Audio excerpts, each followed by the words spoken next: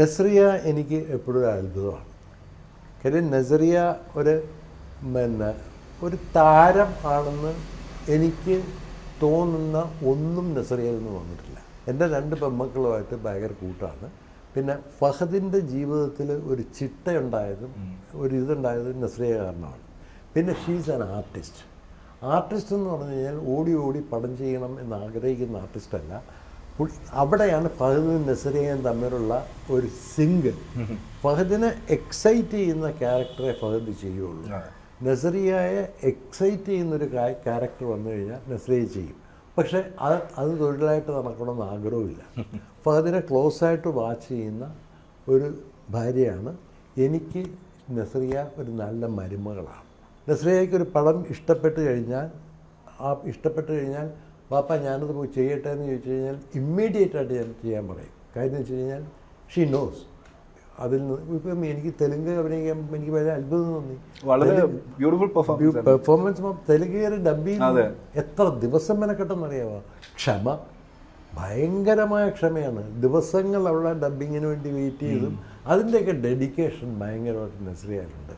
Nazriya is a plus for Fahad. Fahad നസ്രിയയ്ക്ക് എത്ര plus ആണെന്ന് എനിക്കറിയില്ല. But this I know very much. Nazriya is a plus for Fahad. പിന്നെ ഫർഹാനിൽ ഇപ്പം ഞാൻ ഈ ഭീഷ്മപൂർവ്വം കഴിഞ്ഞതുകൊണ്ടല്ല ഫർഹാനെ ഞാൻ ജഡ്ജ് ചെയ്തിരിക്കുന്നത്. ഫർഹാൻ ഹീറോ റോൾസിന് വേണ്ടി ശ്രമിക്കാതെ അവൻ്റെ ഒരു ബോഡി ലാംഗ്വേജും ഒക്കെ ഒരു സെമി ആക്ഷൻ ഹീറോയുടെ സംഭവമാണ്. അപ്പോൾ ഞാൻ തൽക്കാലം അവനോട് പറഞ്ഞിരിക്കുന്നത് അത്തരം റോളുകൾ. അതിപ്പോൾ ഞാൻ പൂവിന് പുതിയ പൂന്തന്നലിൽ നിന്നും പറഞ്ഞൊരു പടം എടുത്തിട്ടുണ്ട്. ഭയങ്കര ഹോണ്ടിങ് സിനിമ.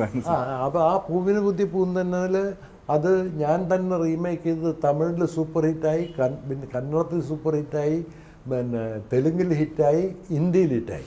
അപ്പോൾ അത്തരം ഒരു റോള് നിന്നെ തേടി വരികയാണെങ്കിൽ വിടരുത് എന്ന് ഞാൻ പറഞ്ഞിട്ടുണ്ട്. അത് അത്തരം റോളുകളെ ചെയ്യാവുള്ളൂ എന്നുള്ളത് പറഞ്ഞിട്ടുണ്ട്. അതിനുവേണ്ടി വെയിറ്റ് ചെയ്താലും സാരമില്ല എന്ന് പറഞ്ഞിട്ടുണ്ട്.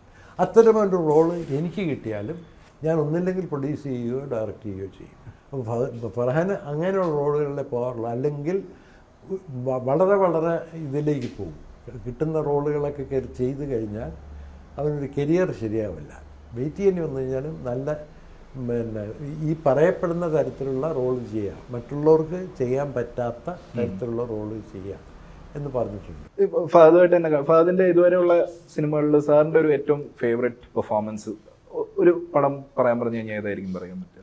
എനിക്ക് തോന്നുന്നത് ഫഹദിൻ്റെ പല പടങ്ങളും കണ്ടിട്ടുണ്ട്. നന്നായിട്ട് പെർഫോം ചെയ്യുന്നുണ്ടെന്നുള്ളത് എനിക്ക് മനസ്സിലായിട്ടുണ്ട്. അത് പറയാൻ പറ്റത്തില്ല. എല്ലാത്തിനും മഹേഷിൻ്റെ പ്രതികാരമാണ്.